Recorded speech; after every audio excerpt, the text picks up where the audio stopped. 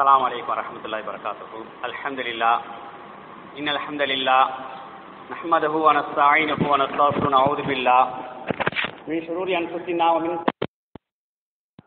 من يهده الله فلا مضل له ومن يضلل فلا هادي له وأشهد أن لا إله إلا الله وحده لا شريك له وأشهد أن محمدا عبده ورسوله أما بعد.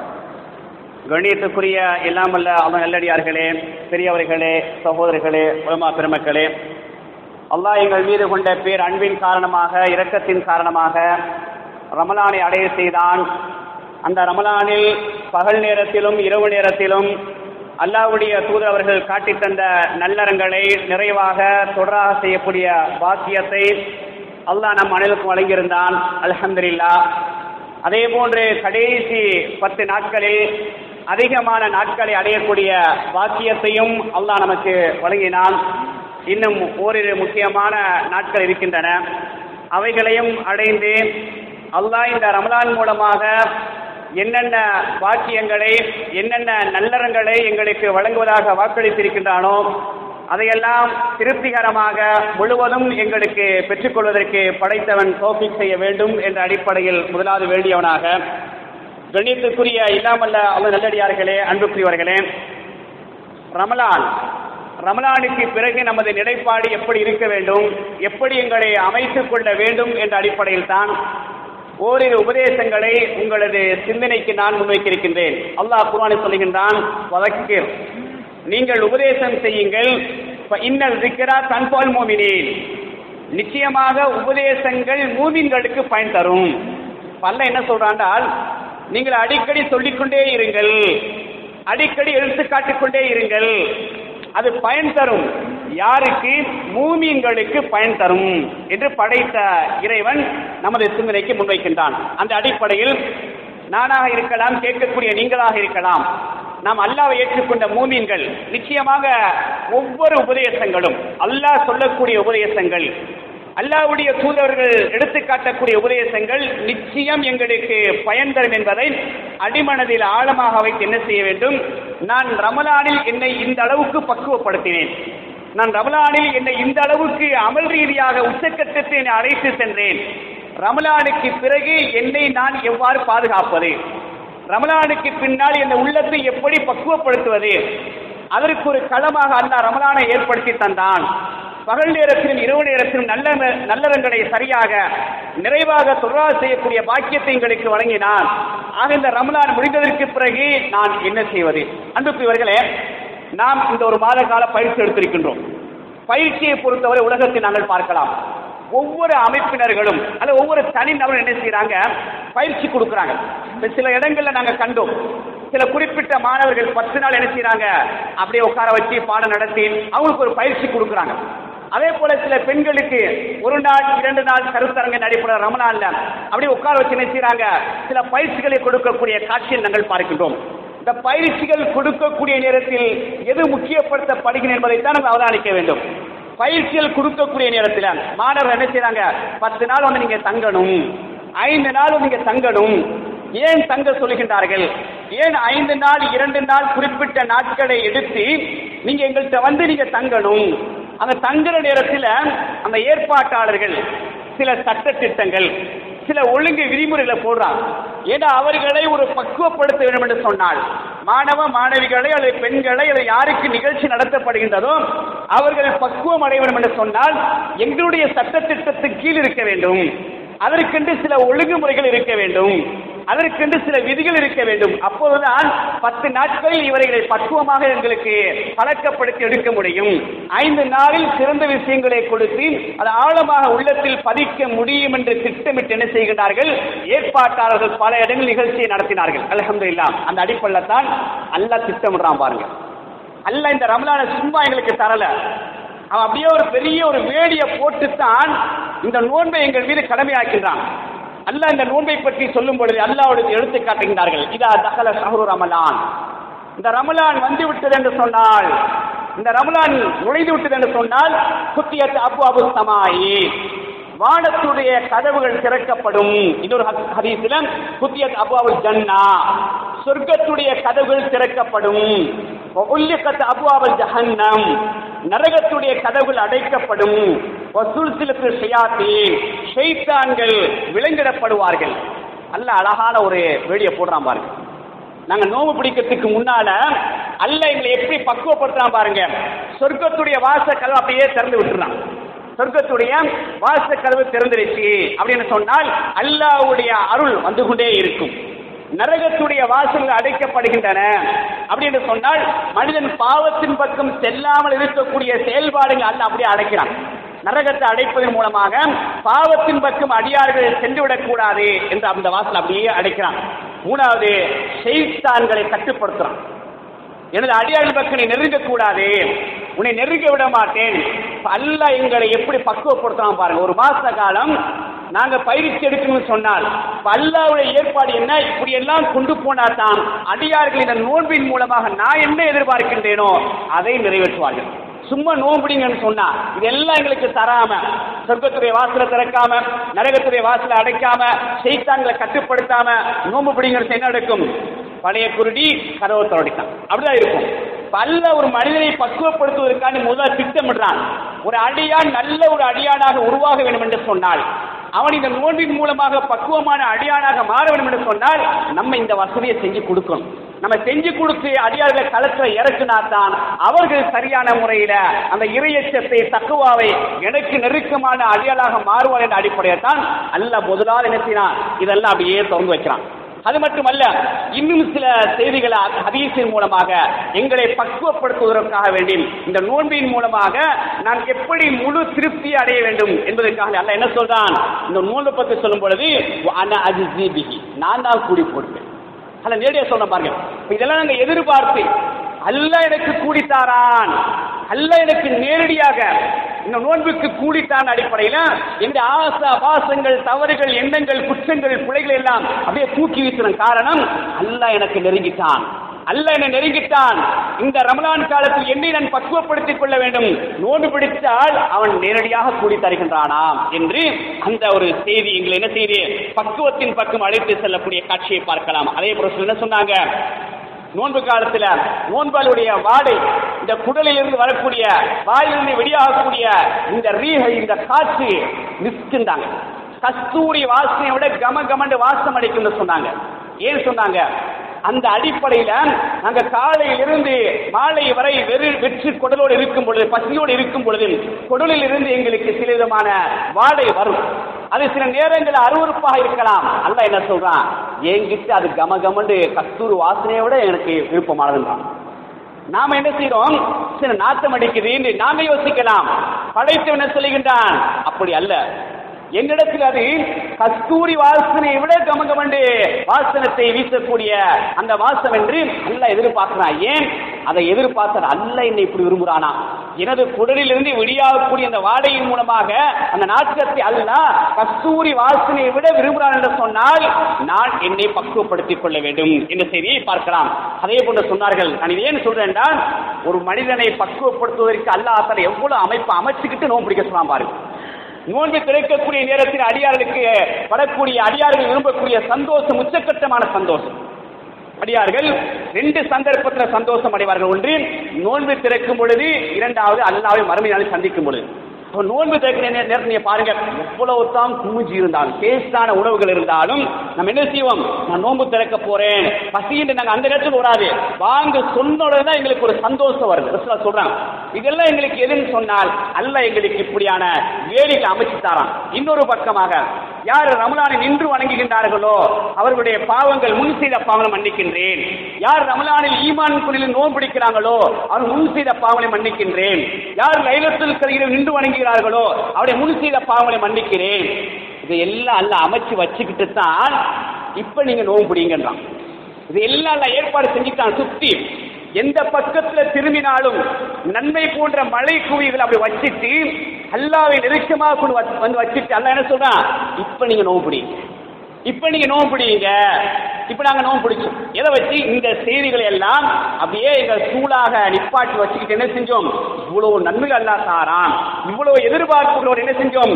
நோன்பு பிடித்தோம். அதான் அல்லாஹ் சொல்றான், உங்களுக்கு முன்னால் இருந்த சமுதாயத்தின் மீது இந்த நோன்பு கடமையாக்கப்பட்டிருந்ததை போன்றுதான் கடமையாக்கப்பட்டிருந்தது. அல்லக்கும் தத்தகூன், நீங்கள் இறையச்சம் உள்ள மக்களாக மாற வேண்டுவதற்காக. இது எல்லாம் சரியா நாங்க செஞ்சிருந்தோம்னு சொன்னால் இன்னும் 2-3 நாள் கழிச்சு பார்க்கும் பொழுது எங்களோட ரிசல்ட்டை நாங்களே உணர்ந்து கொள்ள முடியும், நாங்களே பரிசீலனை செய்து கொள்ள முடியும். சுய பரிசோதனை. லஅல்லக்கும் தத்தகூன், இறையச்சம் உங்களிடத்தில் வருவதற்காக வேண்டித்தான் இந்த நோன்பு கடமையாக்கப்பட்டது என்று ரப்பு என்னோடு பேசுகின்றான், எனக்கு எடுத்து காட்டுகின்றான். அப்படி என்று சொன்னால் எனக்கு அது கிடைச்சிச்சா, என்னை உள்ளத்தை அந்த இறையச்சம் ஆட்படுத்திச்சா, ஊடுருவிச்சா, அந்த இறையச்சத்தின் மூலமாக அல்லாஹ்வை நெருங்கினேன் என்பதையெல்லாம் இன்ஷா அல்லாஹ் இன்னொரு ஓரிரு நாட்களுக்கு பிறகு அதனுடைய ரிசல்ட்டை நாங்கள் என்ன செய்யலாம், உணர முடியும் என்பதைத்தான் அல்லாஹ் தஆலா முதல் கட்டமாக எங்களை நினைவுபடுத்துகின்றான். அதே போன்று பாருங்கள், இந்த நாட்களை பொறுத்தவரை அல்லாஹ் நிறைய பரக்கத் செஞ்சிருந்தான். நீங்க பாருங்க, எந்த நாளிலும் இல்லாத ஒரு பரக்கத்தை அல்லாஹ் தஆலா கொண்டு வந்திருந்தான். ஆனா அல்லாஹ் ஏன் இந்த நாட்கள்ல பரக்கத்தை காட்டுறான்டா, எல்லா நாள்லையும் அல்லாஹ்வுடைய பரக்கத்து இருக்கத்தான் செய்யும். முழு பரக்கத்தையும் ரமலான் நாள வச்சிருந்தாலும் கூட அதை நீங்கள் உறிஞ்சி எடுப்பதன் மூலமாக ஏனைய மாதங்களை நீங்கள் சரியாக அமைத்துக் கொண்டால், ஏனைய காலங்களிலும் உங்களுடைய வணக்க வழிபாடுகளை சரியாக அமைத்துக் கொண்டால் பரக்கத்து நிறைஞ்சுதான் இருக்கு. பாருங்க, ரமலானுக்கென்று எந்த விசேஷமான அமலும் கிடையாது. என்ன அமல் செஞ்ச ரமலானுக்கு? நோன்பு மட்டும்தான், நோன்பு மட்டும்தான் அமல். மற்றதெல்லாம் நாங்கள் வளமையாக அன்றாட செய்யக்கூடிய நல்லறங்கள் தான். அதை உற்சாகப்படுத்தும் முகமாக, ஆர்வப்படுத்தும் முகமாக சொல்லப்பட்ட செய்திகள் என்ன செய்து ரமலானை எங்கள் உச்ச கட்டத்தை கொண்டு போச்சு. அப்ப ரமலானுக்கென்று விசேஷமான எந்த அமலும் கிடையாது. அது இரவு வணக்கமாக இருந்தாலும் சரி, பகல்ல தொழுகையாக இருந்தாலும் சரி, அது இரவுல வேற தொழுகையா இருந்தாலும் சரி, குர்ஆன் ஓதக்கூடிய விஷயமா இருந்தாலும் சரி, சதக்கா எதுவா இருந்தாலும் சரி, ஏற்கனவே உள்ள அமல்களை தான் ரமலான்ல செஞ்சோம். ஆனால் அதுக்கு இதுக்கு நிறைய வித்தியாசம் வருது. அப்ப அல்லாஹ்வுடைய அந்த பரக்கத், அல்லாஹ்வுடைய அருள். நீங்க பாருங்க, இன்னைக்கு ரமலானுக்கு முன்னாலும் தொழில் செஞ்சாங்க, ரமலானையும் தொழில் செஞ்சாங்க. தொழிலாளியாக இருக்கலாம், முதலாளியாக இருக்கலாம், பரக்கத் இருந்துச்சா இல்லையா? ஆனா ரமலான்ல முன்னாள் நேரம் இல்லை பிஸி. ரமலான்ல எவ்வளவு டைம் இருந்துச்சு பாருங்க, அதான் பரக்கத்துன்றது. யோசிச்சு பாருங்க, ரமலான்ல லேட்டா தான் போய் கடையை திறப்பார், நேரத்தோட வந்துருவார், பரக்கத்தா இருந்துச்சா இல்லை? யோசிச்சு பாருங்க. முதலாளிக்கும் பரக்கத்தான், தொழிலாளிக்கும் பரக்கத்தான். ஏனைய நாட்கள்ல பறக்க போவார், கடையை கூட்டுவது லேட்டு, ஆனா யோசிப்பார். ஆனா ரமலான்ல போனது லேட்டு, வந்தது ஏழியா வாரார், நேரத்தோட வாரார். அங்க அல்லாஹ் தஆலா நேரத்துல பரக்கத்தை கொடுக்குறான் பாருங்க. ரமலான் அல்லாத காலங்கள் தூக்கத்துக்கு நேரம் இருக்கு, அதை யோசிச்சு பாருங்க. எவ்வளவு தூக்கத்துக்கு அல்லாஹ் டைம் தந்தான்னு பாருங்க, எவ்வளவு நேரம் தூங்கக்கூடிய அமைப்பு பாருங்க. அல்லாஹ் பரக்கத் செய்யறான். அதே போன்று குர்ஆன் ஓதக்கூடிய அமைப்பு ரமலான் அல்லாத காலத்துல குறைவு, ரமலான் எங்களுக்கு நேரத்தை அல்லாஹ் தஆலா அப்படி விரிவாக்கி தரான், பரக்கத்தை அங்க நாங்க பார்க்கலாம். இப்படி ரமலான்ல அல்லாஹ் தஆலா பரக்கத்தை அதிகமாக தந்த காரணம் என்னன்னு சொன்னா, நாங்க அமலை சரியா செஞ்சோம். அந்தந்த நேரத்தில் செய்ய வேண்டிய நல்லறங்கள் செய்யப்பட்டதன் காரணமாக அல்லாஹ்வுடைய அருள் வந்துகிட்டே இருந்துச்சு. ரமலான் அல்லாத காலத்துல தொழுகையில கொஞ்சம் அலட்சியம், கொஞ்சம் கவன ஈனம், கொஞ்சம் பிற்போக்குத்தனம், நினைச்சா தொழுகிறது, எல்லாத்தையும் விட்டுறது, சுன்னத்துக்கு முக்கியத்துவம் கொடுக்கறது இல்ல, இரவு தொழுகைக்கு முக்கியத்துவம் கொடுக்கறது இல்ல, குர்ஆனுக்கு ஓதுறதுக்கு முக்கியத்துவம் கொடுக்கறது இல்ல, நல்ல விஷயங்களை முக்கியத்துவம் கொடுக்கறது இல்ல. அதனால அந்த பரக்கத் அப்படியே திணிவு போகுது. இதான் விஷயம். யோசிச்சு பாருங்க, அல்லாஹ்வுடைய பரக்கத்து எல்லா காலங்களிலையும் பகல் நேரத்திலும் இரவு நேரத்தில் இருக்குது. நாங்க தான் அதை சரியா யூஸ் பண்ணி கொள்றது இல்லை. அதனால தான் அல்லாஹ் என்ன செய்யறான்டா, சில இப்படியான காலங்களை நேரங்களை ஏற்படுத்தி எங்களை உற்சாகப்படுத்தி இதில் நீங்க பயிற்சி எடுங்க, இதுல உங்களுடைய உள்ளத்தை பக்குவப்படுத்தி என்ன செய்யுங்க, ரமலான் முடிஞ்சாலும் அதை நீங்க வச்சுங்கண்டா நீங்க தொழில உங்களுக்கு பரக்கத் கிடைக்கும், உங்களுடைய தூக்கத்துல பரக்கத் கிடைக்கும், உங்களுடைய ஆரோக்கியத்துல பரக்கத் கிடைக்கும், எல்லாத்துலயும் பரக்கத் கிடைக்கும். நீங்க சரியா இருந்தீங்கடா. அதுக்கு முன்னாடி ஒரு மாசம் பயிற்சி என்ன செய்யுங்க, தொடர்ந்து உங்களுடைய வாழ்க்கையில நாளாந்தம் தொடராக நிறைவாக நடைமுறைப்படுத்தும் என்ற சித்தாந்தத்தை தான் அல்லாஹ்வுடைய தூதர் அவர்கள் சஹாபாக்களுக்கு எடுத்துக்காட்டி எங்களுக்கு வழிகாட்டுகின்றார்கள். அன்புக்குரியவர்களே, முதலாவது நீங்கள் கவனியுங்கள், இந்த ரமலானை பொறுத்தவரை எதுக்கு முக்கியத்துவம் சொன்னால், நோன்பு பிடிச்சோம். இந்த நோன்பு எப்ப முக்கியத்துவப்படுத்தப்படுகிறது என்பதை சொல்றாங்க பாருங்க.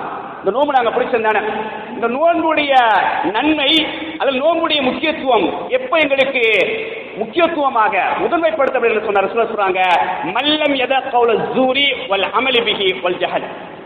யாரு நோன்பு பிடிச்ச நிலையில தவறான வார்த்தைகள், தவறாக நடந்து கொள்வது, இதையெல்லாம் விட்டு ஒதுங்கவில்லையோ பலைசல் இல்லா ஹாஜத்துன் அயதா தஆமஹு வ ஷராபு. சும்மா பசிச்சிருக்கிற அல்லாஹ்வுக்கு எந்த தேவையும் கிடையாது, குடிக்காம இருக்க அல்லாஹ் எந்த தேவையும் கிடையாது. புகாரில 6057 ஹதீஸ் இலக்கம். என்ன சொல்ல வராங்க, நீங்க நோம்புக்கு முன்னால சில வார்த்தைகள் சில நடவடிக்கைகள் பிழையாக இருக்கும். ஆனா நோம்பு பிடிச்ச நிலையில நீங்க உங்களோட வாயை கட்டுப்படுத்திருந்தீங்க சொன்னால், தவறான வார்த்தைகளை பேசுவதை விட்டும் கட்டுப்படுத்தி இருந்தால், தவறான செயல் நடவடிக்கை விட்டும் கட்டுப்படுத்தி இருந்தால் அந்த நோன்பு தான் அல்லாஹ் ஏற்றுக்கொள்ளான். நீங்க வளமையா நோம்பு தான் பிடிச்சிருக்கிறோம், பேச்சு கட்டுப்படுத்தல. நாங்க கட்டுப்படுத்திருந்தால் தவறான விஷயங்களை அள்ளி வீசுறோம், தவறான வார்த்தைகளை பேசிக்கிறோம், அது நடவடிக்கையில் ஈடுபட்டு சொன்னால் நிச்சயமாக இந்த நோன்புல எந்த பிரயோஜனம் கிடையாது. அன்புக்குரியவர்களே, இந்த நோன்பு எங்களுக்கு என்ன பாடம் முதல் சொல்கின்றால், இந்த நோன்பின் மூலமாக எனது நாவை நான் கட்டுப்படுத்தினேன். இந்த நோன்பின் மூலமாக எனது நாவை கட்டுப்படுத்தினேன். இந்த விஷயத்துல யாரையும் பத்தி இந்த ஒரு மாசம் பேசவே இல்லை, எந்த பலாயும் கழுவல, அவன் அப்படி இவன் இப்படி என்று எதையும் நான் பேசல, தவறான விஷயம் பேசல, மார்க்க விஷயம் பேசுறது வேறு விஷயம், தனிப்பட்ட விவகாரம் யாருடைய ஆண் பெண்ணை பற்றி நான் பேசவே கிடையாது. என்னை இந்த நோன்பு அதன் மூலம் பக்குவப்படுத்திச்சு. எந்த தவறான நடவடிக்கையிலும் ஈடுபடல, எந்த தவறான நடவடிக்கையிலும் நான் ஈடுபடவில்லை. இந்த நோன்பு என்னை அப்படி பக்குவப்படுத்துச்சு. இப்ப நாங்க என்ன யோசிக்கணும், இந்த நோன்போட சரி, நோம்பும் போயிருச்சு, நம்ம அதோட வச்சுக்குவோம். இப்ப நாங்க என்ன செய்வோம், திருப்பி ஆரம்பிப்போம். அவனை கழுவுறது, இவனை கழுவுறது, அதை தவறான நடவடிக்கை ஈடுபடுறது. இந்த நிலை போயிடக்கூடாதுக்காக வேண்டித்தான் அல்லாஹ் ஒரு மாத காலம் எங்களுக்கு இந்த நோன்பை தந்தான். ஒரு முறை அல்லாஹ்வுடைய தூதர் அப்படியே பேசிட்டு இருக்கிறாங்க. பேசிட்டு இருக்கிற நேரத்தில் ஒரு சஹாபியை காட்டி சொல்றாங்க, இவர் சொர்க்கவாதின்றாங்க. சபை ஆச்சரியப்படுகின்றது, இன்னும் இவர் சொர்க்கவாதியா அப்படின்னு என்ன செய்யறார் ஒரு சஹாபி அப்துல்லாஹ் இப்னு உமர் ரலியல்லாஹு தஆலா அவர்கள். இவர் சொர்க்கவாதி என்று ரசூல் ஸல்லல்லாஹு அலைஹி வஸல்லம் அவர்கள் உலகத்தில் நடமாடும் பொழுது சொல்லிட்டாங்க. இவர் என்ன அமல் செய்கின்றார் பார்க்க வேண்டும். அப்படியே தேடுறார். ஒரு 3 நாள் என்ன செய்யறார், துருவி ஆராய்றார். சஹாபாக்கள் அப்படித்தான் ஆராய்வாங்க. நன்மையான விஷயத்தை எந்த அளவுக்கு தோண்டி பார்க்கணுமோ, துருவி ஆராயணுமோ, தேடணுமோ அப்படி தேடுவாங்க. அப்ப இவர் ஏன் சொர்க்கவாதி என்று சொன்னார்கள் அல்லாஹ்வுடைய தூதர்கள்? என்ன காரணம்? தேடணும். என்ன அமல் செய்கிறார், எப்படி ஒரு வாழ்க்கை இருக்குது. 3 நாள் தேடி பார்த்தார், விசேஷமான எந்த அமலும் கிடையாது. இப்ப நேரடி அவர்கிட்டே சொல்றார், நான் 3 நாள் உங்களை வந்து துருவி தேடினேன், விசேஷமான என்ன அமல் செய்யணும் கேட்டு பார்த்தேன். ஆனால் அல்லாஹ்வுடைய தூதர் உங்களுக்கு சொர்க்கவாதின்னு சொன்னாங்க, என்ன காரணம் தெரியலன்னு சொல்லி. அவர் சொன்னார், நான் வளமையான செய்ய அமல் தான் செஞ்சுட்டு வாரேன். சில நேரங்கள்ல இந்த நாவை நான் கட்டுப்படுத்திக் கொள்றேன், என்ன வார்த்தையில நான் கட்டுப்படுத்திக் கொள்வேன், யாரையும் பற்றி பேச மாட்டேன். அதற்கு அல்லாஹ்வுடைய தூதர் சொல்லி இருக்கலாம் என்று சொல்லக்கூடிய செய்தியை நாங்கள் பார்க்கிறோம் என்று சொன்னால், இதைத்தான் எங்களுக்கு நோன்பு பக்குவப்படும். இதைத்தான் ரசூலுல்லாஹ் முன்னுரைப்படுத்தினார்கள். நீங்க நோன்பு பிடிச்சுக்கிட்டு எந்த தவறான வார்த்தைகள் பேசியிருப்பீர்கள் என்று சொன்னால், அந்த நடவடிக்கை ஈடுபட்டு என்று சொன்னால் எந்த பிரயோஜனமும் இல்லை. நோன்பு பிடித்த நிலையில உங்கள் நாவை நீங்கள் கட்டுப்படுத்தி இருந்தால், நடவடிக்கையில் இந்த தவறான நடவடிக்கையில் நீங்க பாதுகாப்பு பெற்று என்று சொன்னால் அந்த நோன்புக்கு அர்த்தம் இருக்குது. எங்களுக்கு இந்த ஹதீஸும் இந்த செய்தியும் இந்த நோன்பு முதலாவது எங்களுக்கு என்ன பாடம் படித்து தரும் சொன்னால், இங்க இருக்கக்கூடிய உள்ளத்தில் ஆழமா பதிச்சுக் கொள்ளுங்க. ரமலான் முடிந்தாலும் நான் யாரை பற்றி எந்த அவதூறும் எந்த தவறான செய்திகள் தனிப்பட்ட மனிதனுடைய எந்த தவறான செய்தி பேச மாட்டேன். இந்த 1 மாத காலம் அல்ல எனக்கு பயிற்சி தந்துட்டான், என் உள்ளத்தை நான் பக்குவமுடைய வச்சிருக்கிறேன். யாரையும் பற்றி நான் பேச மாட்டேன், யார் பேசினால் அந்த சபை நான் உட்கார மாட்டேன், அப்படி இருந்தால் அந்த வார்த்தையை கட்டுப்படுத்துவேன், பேச விட மாட்டேன் என்ற ஒரு ஆழமான உறுதியான நம்பிக்கை நினைச்சீங்க ரமலானை முடிக்க பாருங்க. அப்படிதான் நான் அமைத்துக் கொள்வேன். இவ்வளவு காலம் எனக்கு 1 மாச காலம் எனக்கு ஒரு மனிதனை பற்றி பேச முடியாமல் இருக்கும் என்று சொன்னால், அல்ல எனக்கு அதை நிரூபித்து காட்டிட்டான்னு சொன்னால், நான் ஏன் வருடம் முழுவதும் மௌத்தா போற வரைக்கும் இந்த உள்ளத்தை அதே அடிப்படையில் கொண்டு போக முடியாது. கொண்டு போனால் சொர்க்கம் அசரச சொல்ல வராங்க. அப்படி எங்களை பக்குவப்படுத்தினால் சொர்க்கம். கணித்தவர்களே, இந்த சொர்க்கம் நரகம் என்று சொல்லும் பொழுது இந்த ஆட்களுக்கு வந்து அவருடைய பார்வை விளங்குதில்லை. சொர்க்கம் ரசூலுல்லாஹ் சொல்றாங்க ஒரு சமயத்தில், அதாவது நீங்கள் செய்யக்கூடிய நல்லறங்கள் மூலமாக, நீங்கள் செய்யக்கூடிய நல்லறங்கள் மூலமாக, அமல்கள் மூலமாக சொர்க்கம் செல்வது கிடையாது, அல்லாஹ்வுடைய அருள் வேணும்னு சொல்றாங்க. யார சொல்லலாம், நீங்களுமா நானும் தான்றாங்க. இப்ப நாங்க செய்யற அமல், தொழுகிறோம், நோம்பிடிக்கிறோம், உம்ரா போறோம், ஹஜ்ஜுக்கு போறோம், சதக்கா செய்யறோம், ஜக்காத்தை கொடுக்கிறோம், நிறைய நன்மையை செய்யறோம். இதெல்லாம் எதுக்கு செய்யறோம்? சொர்க்கத்துக்கு பாரமா கிடையாது. சொர்க்கத்துக்கு ஈக்குவலாக எதை கொடுத்தாலும் சரியா வராது. சொர்க்கத்துக்கு ஈக்குவலாக சமனாக எதை நாங்கள் செஞ்சாலும் அதுக்கு நிகழாக முடியாது. அந்த அளவுக்கு சொர்க்க விசாலமானது, அது அருள் நிறைந்தது. அல்லாஹ்வுடைய கருணை செய்தேன் அங்கே எங்களை சொர்க்கத்துக்கு போகுது. நாங்க செஞ்ச அமலுக்கு அங்க சொர்க்கம் அல்ல, அமல் அடிப்படை. இவ்வளவு செஞ்சாமன்னு சொன்னா இந்த நீ 5 வருஷம் சொர்க்கத்திலிருந்து வெளியே போன்றான், 10 வருஷம் சொர்க்கத்திலிருந்து வெளியே போன்றான். நீ மரணிக்கின்றவரை சொர்க்கம் என்று சொன்னால் அல்ல என்ன எதிர்பார்க்கிறான்?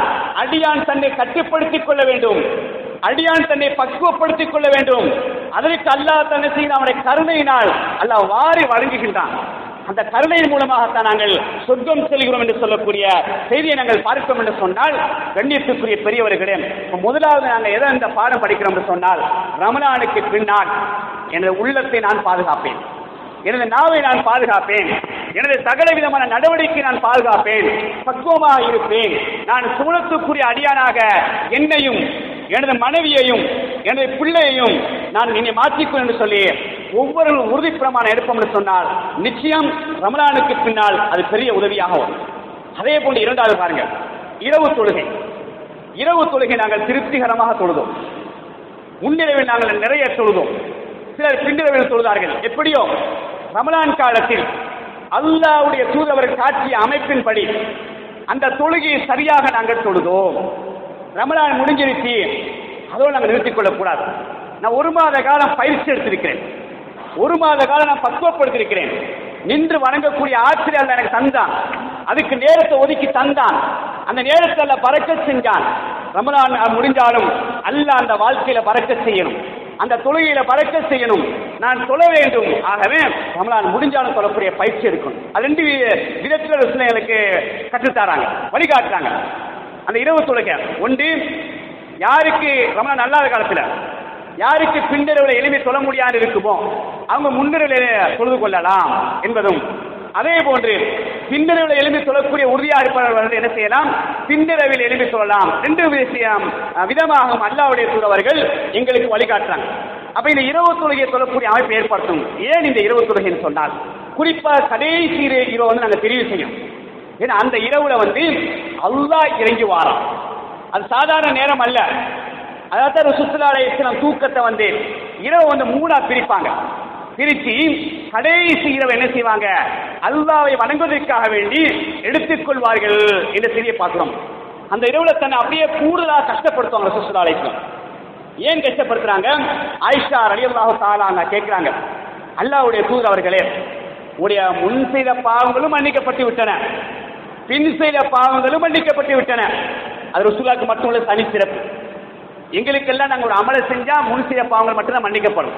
உதாரணத்துக்கு யார் இந்த நோன்பை ஈமான் கொண்ட நிலையில நன்மை எதிர்பார்த்து பிடிக்கிறாரோ, உஃபிரலஹு மா தகத்தம மின் தம்பிஹி, அவர் முன் செய்த பாவங்கள் அல்லாஹ் தோற்றம் மன்னிக்கிறான். யார் ஈமான் கொண்ட நிலையில் நன்மை எதிர்பார்த்து இந்த இரவு தொழுகையை தொழுகிறாரோ முன் செய்த பாவம் மன்னிச்சிடறான். யார் லைலத்துல் கத்ர் அடையணும் என்ற அடிப்படையில் அந்த லைலத்துல் கத்ர் நின்று வணங்குறாங்களோ அவர்களுடைய முன் செய்த பாவம் மன்னிக்கிறான். ஆனா ரசூலுல்லாஹ்க்கு மட்டும் எப்படி மன்னிச்சிருக்கிறான்? முன் செய்த பாவங்களின் தோற்றம் மன்னிச்சிட்டான், பின்ன அவங்க பாவம் செய்ய மாட்டாங்க இல்ல. இருந்தாலும் ஒரு முக்கியத்துவம், ஒரு உச்சக்கட்டமான சிறப்பை கொடுக்க என்பதற்காக வேண்டி பின்னால் செஞ்ச பாவத்தை மன்னிச்சுட்டேன் அப்படின்னு அல்லாஹ் அறிவிச்சிட்டான். இது ஆயிஷா ரலியல்லாஹு தஆலா எடுத்து காட்டுறாங்க. யார சொல்லலாம், ஒரு எல்லா பாவம் மன்னிக்கப்பட்டு விட்டன, ஆனா நீங்க இவ்வளவு சிரமம் எடுத்து ஏன் வணங்கணும், கால்கள் வீங்கக்கூடிய அளவுக்கு ஏன் நீங்கள் இவ்வளவு சிரமம் எடுத்து வழங்க வேண்டும் கேட்கிற நேரத்தில் சொன்னாங்க, அப்பலா உஹிப்பு அகூன அப்தன் ஷகூரா, நான் நன்றி உள்ள அடியானாக மாற வேண்டும் என்று விரும்புகின்றேன் என்ற செய்தியை புகாரியில் 4837வது ஹதீஸ் இலக்கத்தில் பார்க்கலாம். அந்த அளவுக்கு முக்கியத்துவம் கொடுத்தாங்க. ஏன் முக்கியத்துவம் கொடுத்தாங்கன்னா, இன்னொரு ஹதீஸ் வருது. ரசூலுல்லாஹ் சொல்றாங்க, என்ஸிலு ரப்புனா, எங்களுடைய ரப்பு என்ன செய்கின்றான், தபாரக வ தஆலா குல்ல லைலத்தின் இல ஸமாஇ துன்யா, ஒவ்வொரு நாளும் அடிவானத்துக்கு இறங்கி வருகின்றான். எங்களுடைய ரப்பு என்ன செய்கின்றான், பரக்கத்து பொருந்திய ரப்பு ஒவ்வொரு நாளும் அடிவானத்துக்கு இறங்கி வருகின்றான். கீன யபுகா சுலுசுல் லைல் ஆகிர், இரவுடைய கடைசி பகுதி மீதி இருக்கக்கூடிய சந்தர்ப்பத்தில் இறங்கி வருகின்றான். இறங்கி வந்திய போல் அவன் சொல்கின்றான், மையதுஊனி, என்னிடத்துல யார் துஆ கேட்கிறீங்க, யார் துஆ கேட்பதற்கு பிரார்த்தனை செய்வதற்கு தயாரா இருக்கிறீங்க, ஃபஅஸ்தஜீப லஹு, அவருக்கு நான் பதிலளிக்கிறேன். அதே போன்று அடுத்து சொல்கின்றான், மையஸ்அல்னி ஃபஊதியஹு, யார் என்னிடத்தில் கேட்கின்றாரோ அவருக்கு நிச்சயமாக நான் கொடுக்கின்றேன், கொடுப்பேன். மூன்றாவது, மையஸ்தக்ஃபிருனி, என்னிடத்தில் யார் பாவ மன்னிப்பு இஸ்திக்ஃபார் செய்கிறார்களோ ஃபஅஃபிரலஹு, அவருடைய பாவத்தை நான் மன்னிச்சிடுறேன். புகாரில 1145வது ஹதீஸ் இலக்கம். இதுல முக்கியமான செய்தியை பார்க்கணும். எல்லா நேரங்களை விட இந்த கடைசி இரவு நேரம் இருக்கு தானே, அதி முக்கியமான நேரம். இந்த அல்லாஹ் இறங்கி வாரான். நீங்க பாருங்க, மற்ற நேரம்லாம் நாங்கள் அல்லாஹ் தான் தேடி போறோம்.